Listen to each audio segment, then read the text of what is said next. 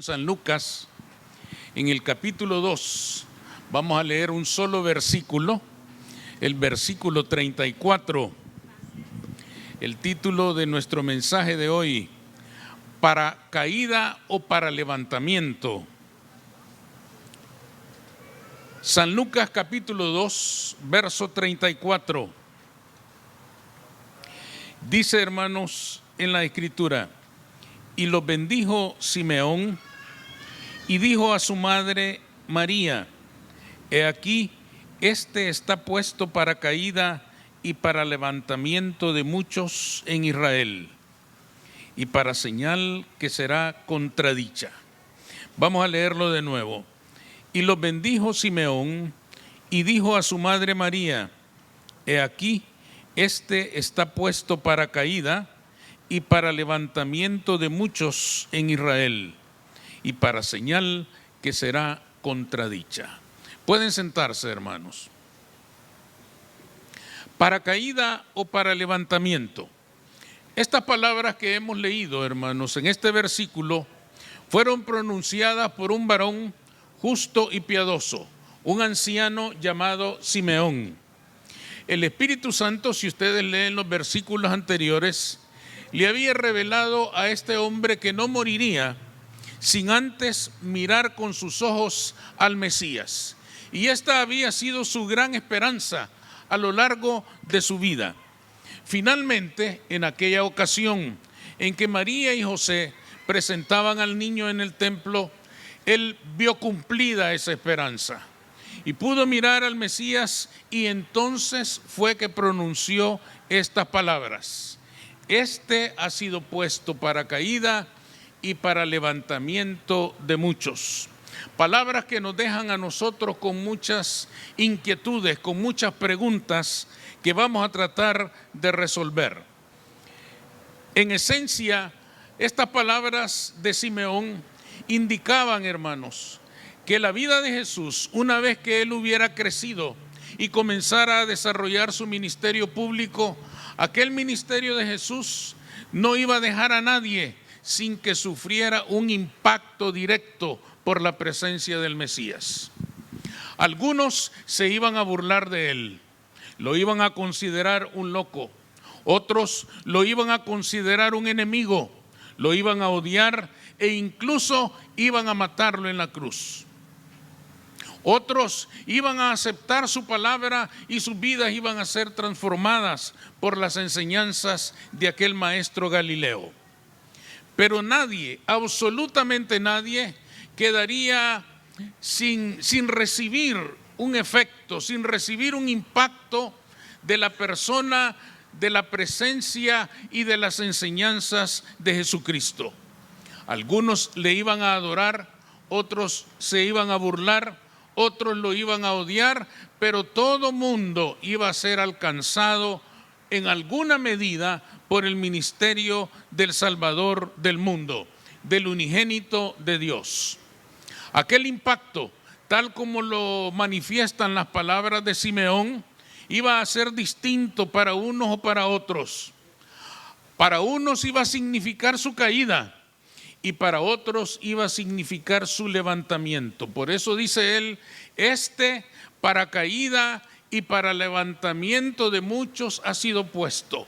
La pregunta entonces lógica y natural ante estas palabras de aquel anciano son: ¿quiénes iban a caer y quiénes iban a ser levantados?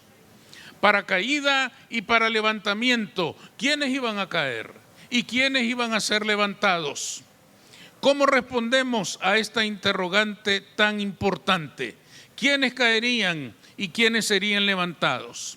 Caerían los que creían que estaban de pie. ¿Quiénes iban a caer? Iban a caer todos aquellos que descansaban su fe y su esperanza en el cumplimiento de los mandamientos religiosos de la tradición judía.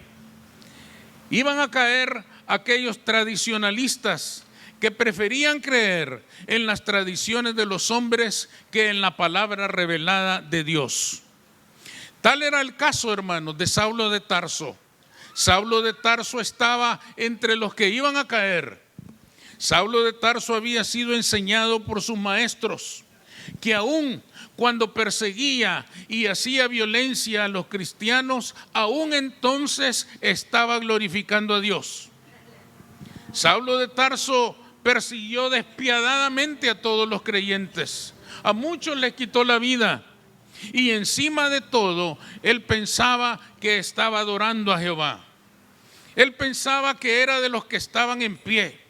Él pensaba que era de los que estaban firmes delante de la presencia de Dios, honrando y glorificando su nombre. Sus maestros le habían enseñado tales cosas y él entonces procedía a aquella conducta tan terrible en contra de los que creían en Jesús y los perseguía incluso hasta quitarles la vida. Caerían entonces todos aquellos que le daban más atención a los preceptos, a las reglas de la vida externa religiosa que a la vida interior, que es la que Cristo vino a cambiar. Iban a caer, hermanos, todos aquellos que se creían santos, perfectos, puros, limpios, judíos, 100% miembros del pueblo de Dios. Iban a caer todos aquellos a quienes Jesús en una ocasión les reclamó diciendo en Mateo capítulo 23, lo pueden ustedes leer en el verso 24, guías ciegos que coláis el mosquito y tragáis el camello. Estas palabras son tremendas y nacían de una práctica muy común entre los judíos. Ya hemos discutido que los judíos tomaban vino, los judíos, no nosotros. Y antes de tomar vino ellos usaban unos pequeños coladores para evitar que algún mosquito cayera en su vino. El Señor les dijo entonces, ay de aquellos guías ciegos que cuelan el mosquito, es decir, que tienen cuidado con que un animal inmundo no vaya a caer en su vino, para que sus labios no vayan a ser contaminados con la inmundicia de aquel insecto. Y el Señor no los condena por eso. Les dice, está bien que cuelen el mosquito, está bien que se cuiden de que no vaya a caer un mosquito en su vino y lo vayan a beber contaminado por la suciedad de ese insecto. Magnífico. No los critica por eso. Lo que les critica es que tengan cuidado con el mosquito, pero que se traguen grandes camellos haciendo mal a su prójimo. Hay de ustedes que cuelan el mosquito y se tragan el camello. Cuidan de las cosas pequeñas, pero hacen cosas terribles, enormes, perversas. Y no tienen cuidado de todos esos actos de los que son culpables. Lo que el maestro condenaba, hermanos, es que tuvieran tanto cuidado con las cosas pequeñas, pero hicieran males terribles del tamaño de un camello.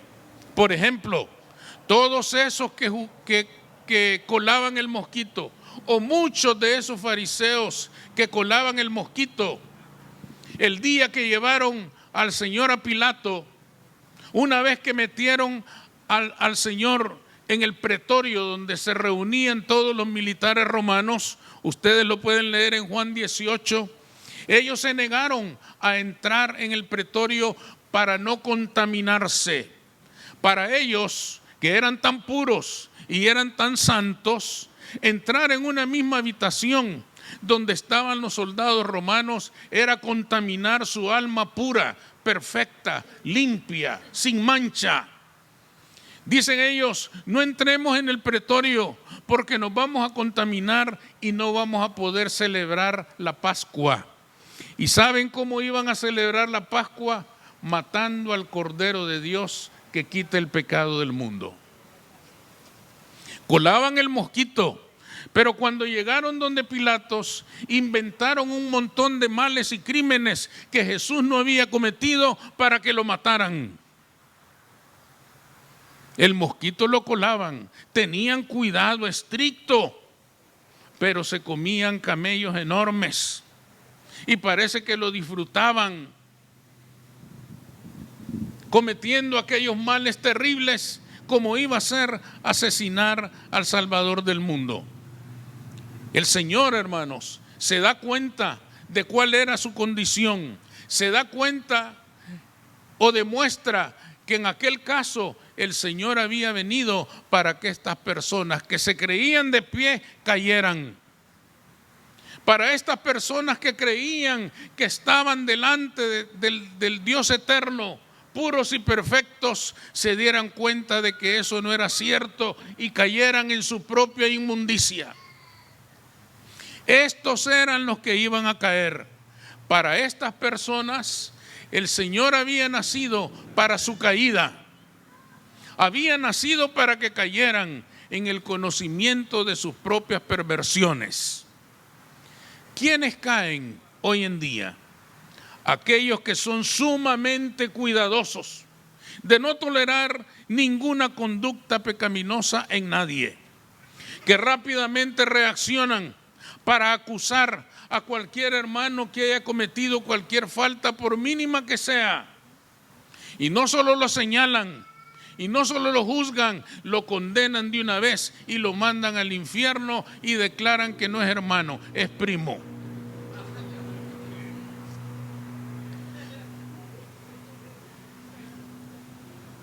Tienen razón en alguna parte, está bien, no quieren contaminarse con el pecado de otros.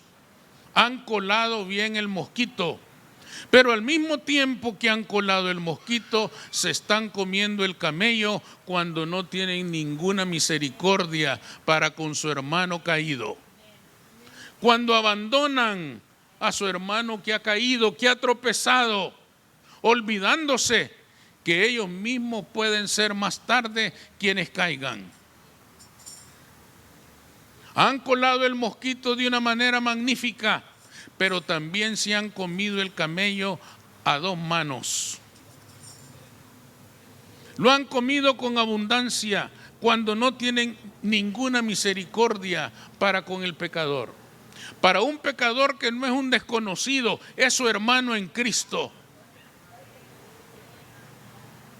Para un pecador que no es el de afuera, es el de adentro, su hermano, por quien Cristo también murió, por quien Cristo también pagó con su sangre para redimirlo.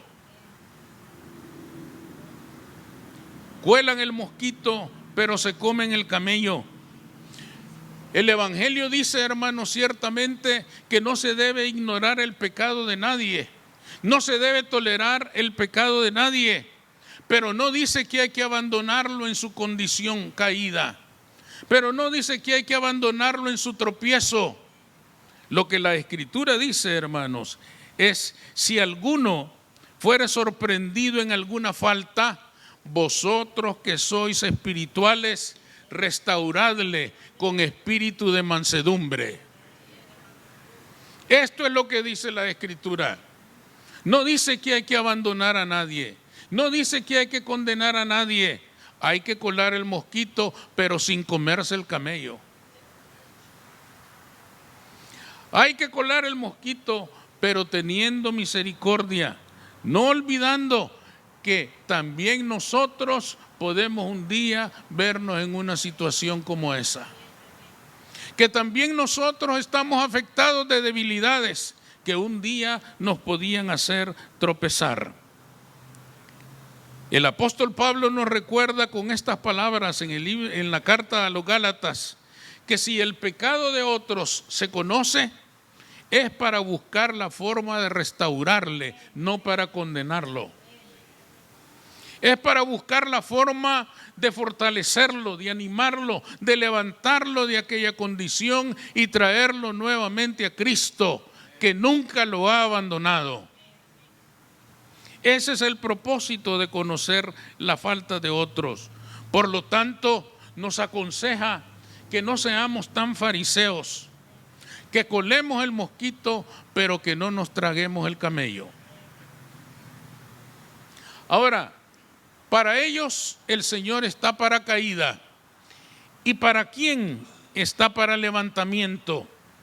Serían levantados todos los que reconocieran que estaban caídos. Los que reconocían que todas aquellas tradiciones y preceptos religiosos no les habían salvado. Que reconocieran que el cumplimiento de todas aquellas ceremonias y sacrificios y todos aquellos elementos propios del judaísmo no les habían traído paz, no les habían cambiado su vida, no les habían dado lo que su alma anhelaba. De nuevo tenemos que volver a Saulo de Tarso, a ese hombre que se creía de pie delante de Dios, perfecto y completo. Él mismo dice que antes de conocer a Cristo tenía él muchas cosas de qué gloriarse. Circuncidado al 8º día, del linaje de Israel, de la tribu de Benjamín, hebreo de hebreos, perseguidor de la iglesia. Hasta de eso se sentía orgulloso. Decía, perseguidor de la iglesia. Yo soy el que los mete en la cárcel. Yo soy el que les hace violencia. Yo soy el que respiro violencia para capturar a esos impíos. Hasta por eso se sentía orgulloso Saulo de Tarso. Saulo de Tarso se sentía de pie, firme sobre sus piernas fuertes, que le sostenían como varón justo y recto delante de Jehová. Imagínense qué contradicción. Un criminal que se consideraba santo. Qué confusión tan grande la que pueden generar las religiones vacías en la mente del ser humano. Este Saulo, religiosamente tan grande, tenía que caer. Tenía que caer si es que quería ser levantado. Saulo no iba a ser levantado antes de caer, tenía que caer primero. Y en el camino a Damasco, cuando le rodeó aquella luz fulminante, cayó en tierra. Y entonces descubrió que aquel mundo religioso que él había construido era falso, que no quedaba ya de él nada. En un instante se redujo a cenizas.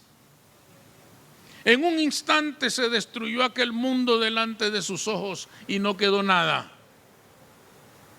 Una vez que se encontró con Cristo, descubrió que todo aquello era falso.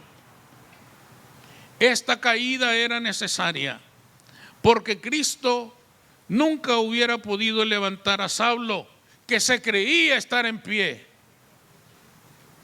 Cristo solo pudo levantar al Saulo caído. A ese Saulo lo levantó, y una vez levantado se convirtió en el apóstol a los gentiles, el gran apóstol Pablo, porque Cristo estaba para levantamiento de él. Amén. Pero estaba para levantamiento porque había caído, porque había descubierto quién era realmente y se daba cuenta de que no era quien creía que era. Era algo muy distinto, y de aquella condición tan perversa en que se encontraba, solo Cristo lo podía levantar. Saulo tuvo que sufrir el derrumbe de su mundo, tuvo que ver cómo todo se caía a pedazos, y aquello que creía formidable, que todo lo podía resistir, cayó como castillo de naipes. Nosotros también, hermanos, solemos construir nuestro propio mundo. Y en ese mundo nosotros somos lo más maravilloso que ha nacido en esta tierra. Nosotros somos lo más excelente. Nosotros somos lo más extraordinario. Nosotros somos los más sabios, los más santos, los más perfectos, los más limpios. Somos el ejemplo de todos. Todos deberían seguir nuestro ejemplo de vida. Somos un ejemplo de grandeza, de justicia y de santidad. Y precisamente porque pensamos de esa manera, se nos hace tan fácil acusar y condenar a otros. Porque nos sentimos tan perfectos, es que nos otorgamos el derecho de condenar a cualquiera. No vamos a negar, hermanos, que todos tenemos buenas cualidades. Claro que sí. Ustedes tienen cualidades magníficas, extraordinarias. Toda persona tiene en su personalidad ciertas virtudes, ciertas características que lo hacen magnífico, extraordinario. Pero no debemos olvidar que también tenemos ciertas debilidades e imperfecciones que nos hacen propensos a tropezar, a caer en el camino. El apóstol Pablo, hermanos, que sabía tan bien de esto, nos da un consejo sabio en su carta a los Romanos, en el capítulo 12 y verso 3 dice: nadie tenga mejor concepto de sí que el que debe tener.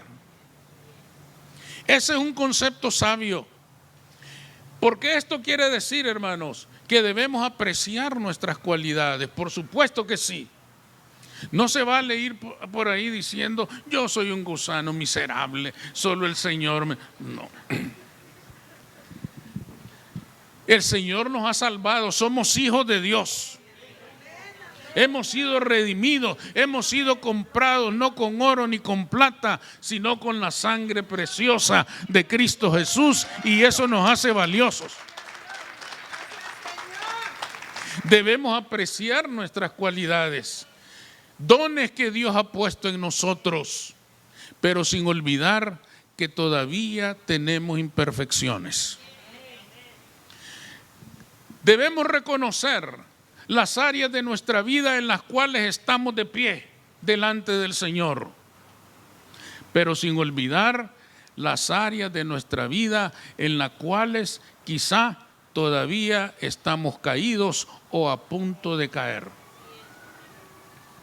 Sin olvidar esos aspectos que desafortunadamente por nuestra propia naturaleza pecaminosa en cualquier momento nos pueden hacer tropezar. Cuando reconocemos que todavía hay áreas en nuestra vida en las cuales necesitamos ser levantados, Cristo está con nosotros para levantarnos para la gloria de su nombre. Amén. Pero tenemos que reconocer esas debilidades. Cristo está para levantamiento del que reconoce que está caído, del que reconoce que está afectado de debilidades. Cuando reconocemos que a lo mejor nos falta amor por el prójimo, cuando reconocemos que a lo mejor nos falta respeto y consideración para nuestro hermano, entonces Cristo está para nuestro levantamiento. Cristo nos va a levantar y nos va a permitir, hermanos, superar esas debilidades y esas imperfecciones, o irlas superando gradualmente, pero avanzando siempre cada día de nuestra vida. Es bueno reconocer que en algunas áreas de nuestra vida estamos de pie, caminamos con el Señor, pero no se nos olvide que tenemos áreas en que a lo mejor todavía necesitamos ser levantados por Cristo. No se nos olviden estas palabras, porque Cristo ha sido puesto también para levantamiento. Y todos los que consideremos y reconozcamos que nuestras debilidades nos han hecho tropezar en algún momento, recibamos la promesa de que Cristo está para levantarnos. Cristo está para fortalecernos. Cristo está para bendecirnos. Cristo está para llevarnos a una victoria sobre esas debilidades nuestras. Busquémoslo a Él para enfrentar nuestras debilidades, porque Él es el único que nos puede levantar. Nadie más tiene la fuerza, el poder, la soberanía para hacernos vencedores sobre nuestras debilidades. Solo Cristo nos puede levantar. Concluyamos entonces. Nadie puede evitar el efecto el impacto de Cristo y su mensaje revelado en las Escrituras. Pero el impacto y el efecto de ese mensaje será diferente en cada persona, depende desde qué posición lo reciba. Si lo reciba creyéndose que está de pie en total perfección delante de Dios, esas palabras están para su caída. Pero si reconoce sus imperfecciones, si reconoce aquellas áreas de su vida en las cuales ha tropezado, Cristo está para su levantamiento y Él lo va a levantar. En el nombre de Jesucristo vamos a ser levantados si reconocemos que hemos caído, si reconocemos que hemos tropezado. Esperemos que el Señor esté siempre para nuestro levantamiento, porque Él vino para eso y dio su vida para eso. Vamos a orar.